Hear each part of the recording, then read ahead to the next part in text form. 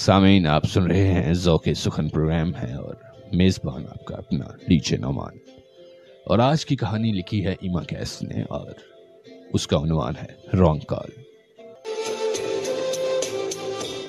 جی تو سامعین، بڑھتے ہیں کہانی کی جانب، توجہ چاہیے آپ کی۔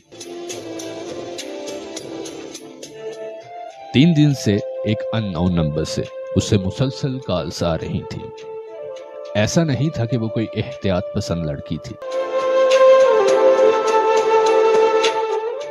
ان نون نمبر پہ باتیں کرنا اس کا پرانا مشغلہ تھا، مگر ابھی بھی اس کا ایک نیا دوست بنا تھا تو وہ کیسے کسی انجان کے ساتھ روابط بڑھا لیتی۔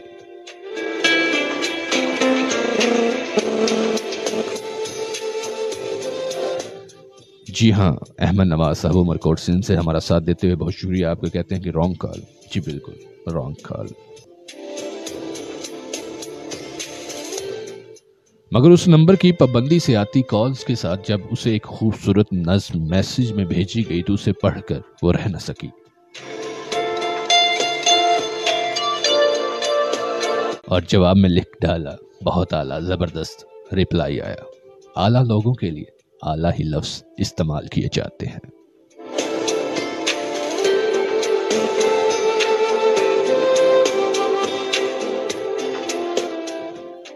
اسمل ایزی جٹ کہتے ہیں کہ اس سٹی سے آپ، جی منڈی بہودین، محبتوں کے شہر، شیروں کے شہر سے آپ لوگوں سے مخاطب ہوں۔ احمد نواز صاحب بہت شکریہ آپ کا، عثمان جی آپ کا بھی بے حد مشکور۔ جی تو سامعین، وہ خوشی سے کھل اٹھی اور اٹھلا کر پوچھا، دوستی کی شرط لگائی ہے کسی سے یا ایسے ہی نمبر ملا لیا؟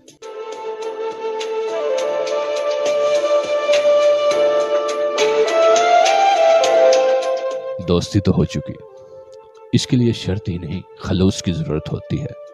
ارے واہ، ایسے کیسے دوستی ہو گئی؟ میں تو آپ کو جانتی بھی نہیں۔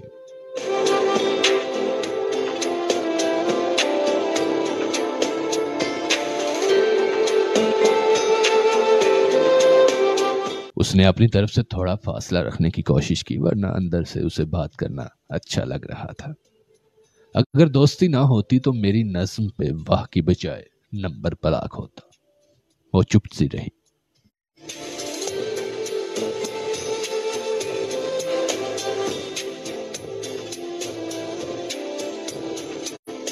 آپ کے پیغامات کا سلسلہ ساتھ ساتھ سے جاری ہے۔ جی تو سامعین، آپ سن رہے ہیں رانگ کال، اور ایما کیس کی لکھی ہوئی کہانی ہے۔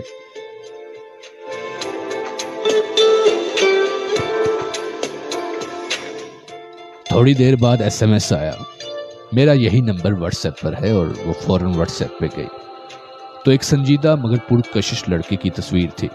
اسے وہ اچھا لگا۔ اسی وقت اس کے موجودہ بوائے فرینڈ کی کال آنے لگی۔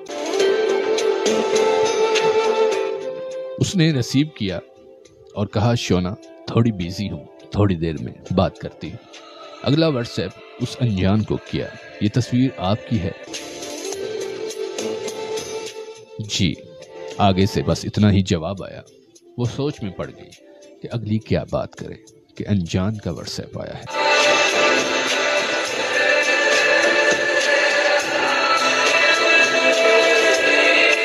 جی تو سامعین، بڑھتے ہیں کہانی کی جانب۔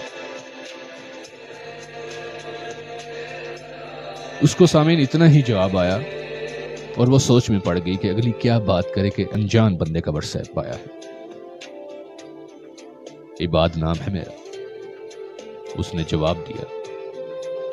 ہبا۔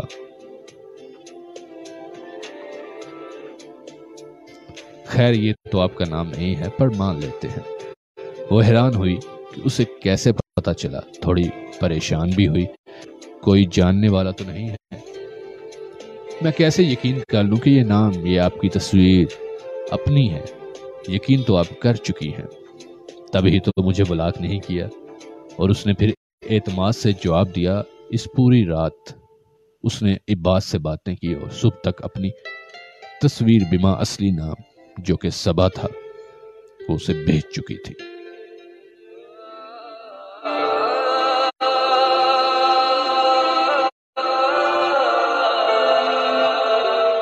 آپ سن رہے ہیں پروگرام ذوق سخن اپنے میزبان ڈی جے نوان کے ساتھ، اور ہر جمعہ اور ہفتہ کی شب یہ بزم لے کر آپ لوگوں کے ساتھ آتا ہوں. اور جمعہ کی شب پروگرام میں شاعری، آپ کے انتخابات شامل پروگرام ہوتے ہیں، اور ہفتہ کی شب پہلے گھنٹے میں ہم پروگرام کے کہانی شامل کرتے ہیں. آج کی کہانی ہے رانگ نمبر، اور ایما کیس کی لکھی ہوئی کہانی ہے.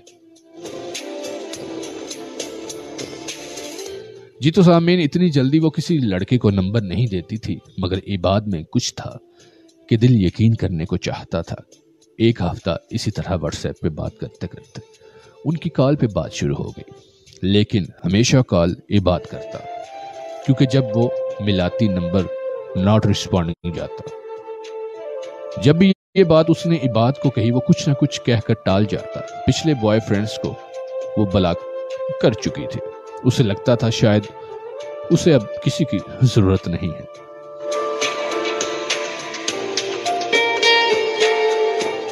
جیسے جیسے کہانی بڑھے گی ٹوسٹ آتا جائے گا. جی ہاں سامعین، عباد میں کچھ خاص تھا. ایک دن صبا نے بہت بےتابی سے عباد سے ملنے کی خواہش کی. عباد کچھ دیر خاموش رہا، پھر اس نے اسے ایک جگہ بتائی کہ وہاں مغرب کے بعد پہنچ جائے. صبا کو اندازہ ہوا کہ جگہ کچھ دور تھی اور شاید کوئی پارک ہو، مگر مغرب کے وقت کون سا پارک کھلا ہوتا ہے. شاید وہ اسے رش میں بلا کر بدنام نہ کرنا چاہتا ہو. اگلے دن وہ اپنے فرینڈ کا بہانہ کر کے گھر سے نکلی اور آٹو والے کو پتہ سمجھایا تو وہ چونکا.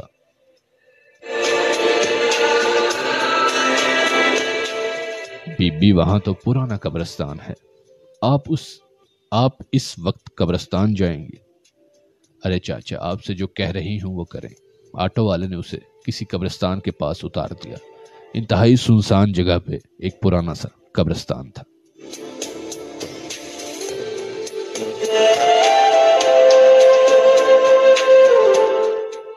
سامعین، وہ جگہ دیکھ کر ڈر گئی اور عباد سے ملنے کی لگن اتنی حاوی تھی کہ اس نے جلدی سے کرایہ دیا اور آگے بڑھ گئی. مگر قبرستان میں جانے کی اس کی ہمت نہ ہوئی. کچھ دیر اس نے انتظار کیا کہ شاید عباد اسے خود لینے آئے، مگر اس کی کال آنے لگی اور قبرستان کے اندر آ جاؤ. کیا پاگل ہو گئے ہو اس وقت قبرستان میں؟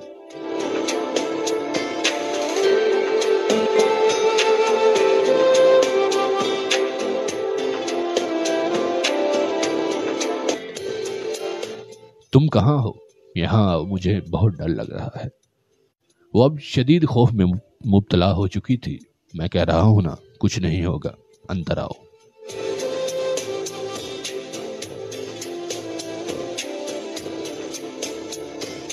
اس بار اس نے تھوڑا رعب سے کہا اور اس کی ناراضگی کے خوف سے اندر کی طرف بڑھی. اس کی ٹانگیں کانپ رہی تھی اور ماتھے پہ پسینہ آ چکا تھا. عباد اسے کال پہ گائیڈ کر رہا تھا. وہ لڑکھڑاتے قدموں سے اس کی ہدایتیں سن کر جب ایک قبر کے پاس پہنچی تو عباد کی آواز آئی، بس تم پہنچ گئی ہو، یہیں رک جاؤ. مگر تم کہاں ہو عباد؟ کہاں ہو تم؟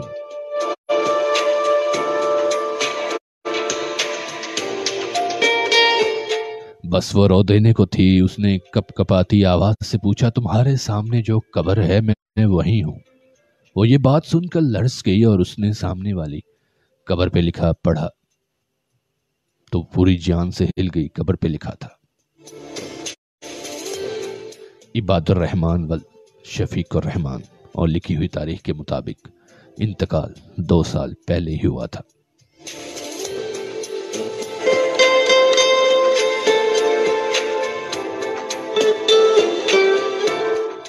اسے ایک دم سب یاد آیا. عباد نے اسے یہاں بلایا تھا اور یہ قبر وہ تیزی سے اٹھنے کے چکر میں ہلکان ہو گئی.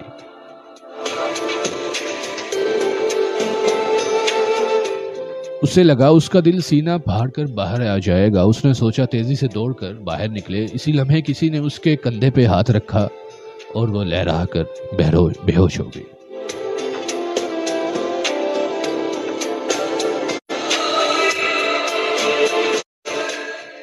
سامعین، بے ہوش ہونے کے بعد جب اسے ہوش آیا وہ جیسے کسی گہری نیند سے جاگ رہی ہو، جھینگروں کی آواز اس کی سماعت پہ بہت گہرا گزر رہی تھی۔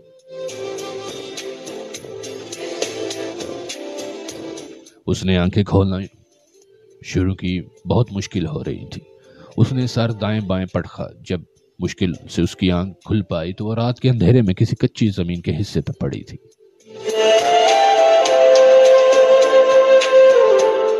ہلکی زرد روشنی کسی دور لگے بلب کی اس کی آنکھوں پہ پڑی۔ اس نے آنکھوں پہ ہاتھ رکھا، وہ زمین پہ ہاتھ جما کر اٹھ بیٹھی اور دوبارہ آنکھیں کھول لی تو ایک قبر کے پاس بیٹھی تھی۔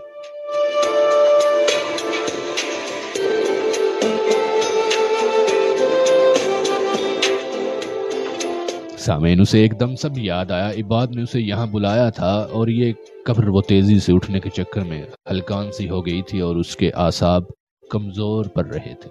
یہ کیسے ہو سکتا ہے؟ قبر عباد کی کیسے ہو سکتی ہے؟ اگر وہ مر گیا ہے تو پھر وہ کالز، وہ شخص، وہ کون ہے؟ ایک دم اسے موبائل یاد آیا، مگر سامعین موبائل کہیں نہیں تھا۔ بہت شکریہ احمد نواز بھائی، مرزا وقاص کاشی صاحب، آپ کی حسن سماعت کہتے ہیں زبردست انداز بیاں، اور احمد نواز کہتے ہیں کچھ سچویشن کے حساب سے ان کے کامنٹس آ رہے ہیں۔ بہت شکریہ آپ کا بھی۔ جی ہاں سامعین، موبائل کہیں نہیں تھا۔ اس نے چکراتے سر سے کچھ یاد کیا۔ اسے یاد آیا کہ کسی نے اس کے کندھے پہ ہاتھ رکھا تھا۔ اس نے مڑ کر ہر جگہ نگاہ ڈالی۔ اس کے بال بکھر چکے تھے، کپڑوں پہ مٹی لگی تھی، موبائل کا نام و نشان نہ تھا۔ وہ یہاں سے بھاگنا چاہتی تھی، مگر 2 قدم چل کر اس کے قدم منجمد ہو گئے۔ عباد کے برابر میں ایک خالی قبر تھی۔ وعلیکم السلام شہباز ملک صاحب، کہانی پہ توجہ دیجیے گا، آپ کے پیغامات بھی ساتھ ساتھ شامل پروگرام کریں گے۔ آپ سن رہے ہیں ذوق سخن اپنے میزبان ڈی جے نوان کے ساتھ، اور آج کی کہانی کا عنوان ہے رانگ نمبر، لکھی ہوئی ہے ایما کیس کی۔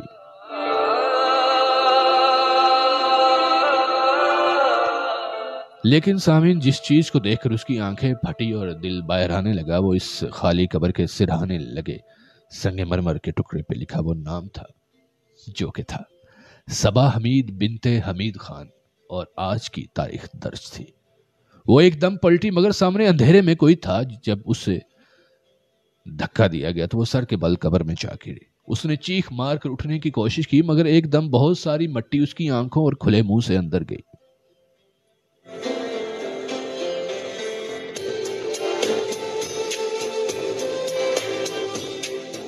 صبا نے مٹی تھوک کر آنکھیں صاف کی، دوبارہ کھولنے کی کوشش کی، مگر مٹی بہت تیزی سے اس پہ گر رہی تھی۔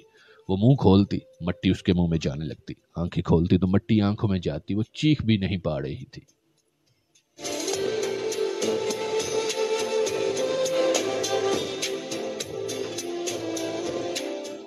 اور ساتھ میں ہل بھی نہیں پا رہی تھی۔ مٹی کا بوجھ اس پہ بڑھتا جا رہا تھا، بس چہرہ بچا تھا اور اب وہ بھی مٹی میں دب رہا تھا۔ اس کا دم گھٹ رہا تھا اور جیسے اس کی جان اس کے جسم سے نکل گئی ہو۔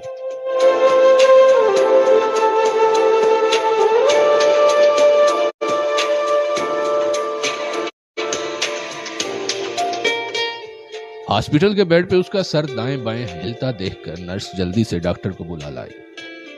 ڈاکٹر کے ساتھ اس کے بابا نے بھی اندر آنا چاہا، مگر ڈاکٹر نے انہیں اجازت نہیں دی۔ اس کے بابا، مما، بھائی اور کچھ قریبی رشتہ دار سب آئی سی یو کے باہر تھے۔ صبا کو ہوش آ گیا تھا، لیکن وہ اتنی ڈسٹرب تھی کہ ڈاکٹر نے اسے پھر سکون کی ادویات دے کر سلا دیا تھا۔ بابا نے باقی لوگوں کو گھر بھیج دیا تھا، لیکن مما نہ مانی۔ وہ جائے نماز بچھا کر شکرانے کے نوافل پڑھنے لگی۔ بابا بینچ پر بیٹھے سوچ رہے تھے کہ جب انہوں نے 9 بجے صبا کا پوچھا تو اس کی مما نے کہا دوست کے گھر ہے، جس پہ بابا فکر مند ہوئے۔ یہ کون سا وقت ہے؟ مما بھی اندر سے تو پریشان تھی۔ بابا نے کہا کون سی دوست ہے، کال کرو۔ مما نے اس کی قریبی سہیلیوں کو کال کی تو سب نے منع کر دیا کہ آنٹی صبا تو یہاں نہیں ہے۔ اور سامعین، اب 10 بج چکے تھے۔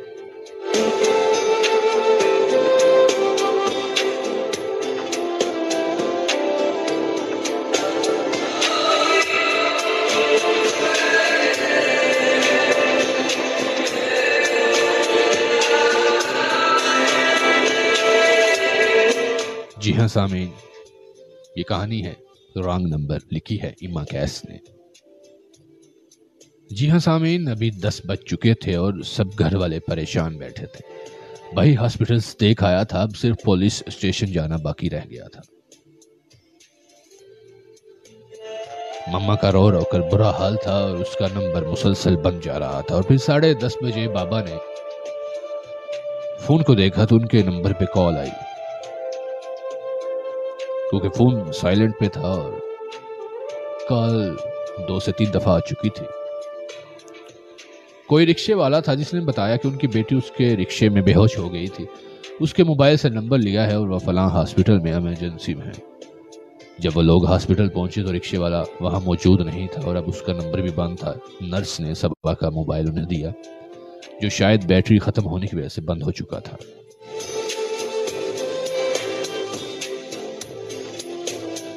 جاوید بھٹی صاحب، آپ کو ذوق سخن میں خوش آمدید کہتا ہوں۔ بہت شکریہ آپ کا، محبت سلامت رہیں بھائی کی۔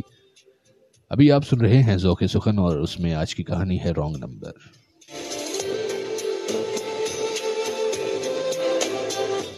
جی ہاں سامعین، صبا کا موبائل شاید بیٹری ختم ہونے کی وجہ سے بند ہو گیا تھا۔ اب یہ تو صبا ہی بتا سکتی تھی کہ ماجرا کیا ہے۔ وہ کافی فکر مند تھے اور خود کو ہی کوس رہے تھے کہ ہمارے لاڈ پیار نے ہماری اولاد کو کتنا آزاد کر دیا ہے۔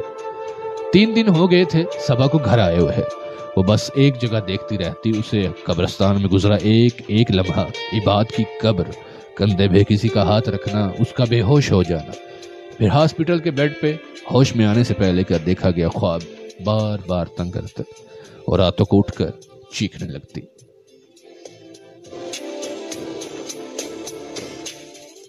صبا کی مما مسلسل اس کے روم میں رہنے لگی تھی، مگر اس سے کوئی سوال نہیں کرتا تھا۔ ڈاکٹر نے سختی سے منع کیا تھا کہ اس پہ کسی قسم کا پریشر نہ ہو۔ آنٹی، میں آپ کو کب سے بتانا چاہ رہی تھی مگر ہمت نہیں ہوئی۔ کچھ دن سے اس کی کسی عباد نامی لڑکے سے دوستی تھی۔ ہم نے اسے بہت سمجھایا کہ کسی انجان سے رابطہ نہ کرو، مگر وہ مانی ہی نہیں۔ صبا کی دوست آج اس سے ملنے آئی تو کچھ دیر پہلے مما کے پاس بیٹھی۔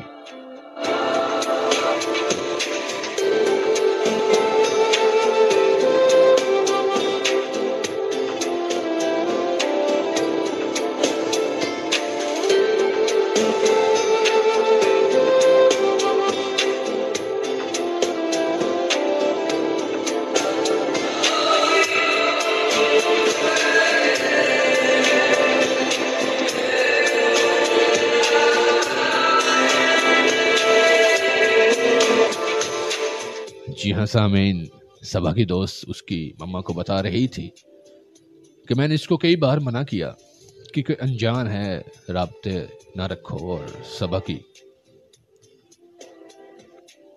طرف دیکھتے ہوئے کہا کہ میں بہت شرمندہ ہوں، اور وہ رونے بھی لگی۔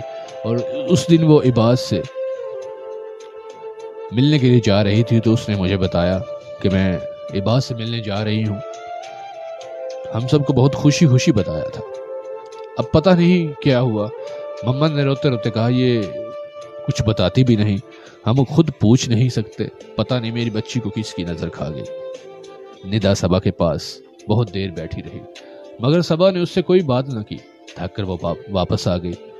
صبا کی مما نے ہمت کر کے اس کے بابا اور بھائی کو سب بتا دیا۔ صبا کا بھائی عادل تو آپے سے باہر ہو گیا، لے کر آئیں، اس کا موبائل میں چھوڑوں گا نہیں، اس لڑکے کا نمبر دیں، میں اس کا بھی کچھ کرتا ہوں۔ یہ تو جذباتی فیصلہ تھا۔ اس نے اسی ٹائم کہا کہ مجھے اس کا موبائل دیں، میں چیک کرتا ہوں۔ تو سامعین، آپ سن رہے ہیں کہانی رانگ نمبر، لکھی ہے ایما کیس نے، اور پروگرام ہے آپ کا اپنا ذوق سخن، اور میں ہوں آپ کا میزبان ڈی جے نعمان۔ اگر آپ مجھے یوٹیوب پہ سبسکرائب کرنا چاہیں تو ڈی جے نعمان لائیو میرے چینل کا ہینڈلر ہے۔ اگر @DJ نعمان لائیو آپ لکھیں گے اور آپ کو اسکرین پہ میرے خیال سے اس کا لنک بھی نظر آ رہا ہوگا، آپ سبسکرائب کر دیں، اور آپ کو وہاں پہ بعد میں یہ سٹوری جو ہے 3 سے 4 حصوں میں سننے کو مل بھی سکتی ہے۔ جن لوگوں کو پسند آئے وہ وہاں پہ بھی سن سکتے ہیں۔ آپ لوگوں کے پیغامات پروگرام میں شامل کریں گے ساتھ میں ایک میوزیکل بریک لیں گے جو کہ کہانی کی سچویشن ہے سادگی تو ہماری ذرا دیکھیے. صبا کی سادگی آپ نے دیکھی کہ وہ بہت چالاک بھی تھی, لڑکے بوائے فرینڈ بناتی تھی, اور لیکن آج اس نے ایک جو بوائے فرینڈ بنایا عباد, اس کی کہانی آپ لوگوں سے شیئر کر رہا ہوں. تو یہ ٹریک سنیے گا, ساتھ میں آپ کے پیغامات کو بھی شامل پروگرام کرتے ہیں.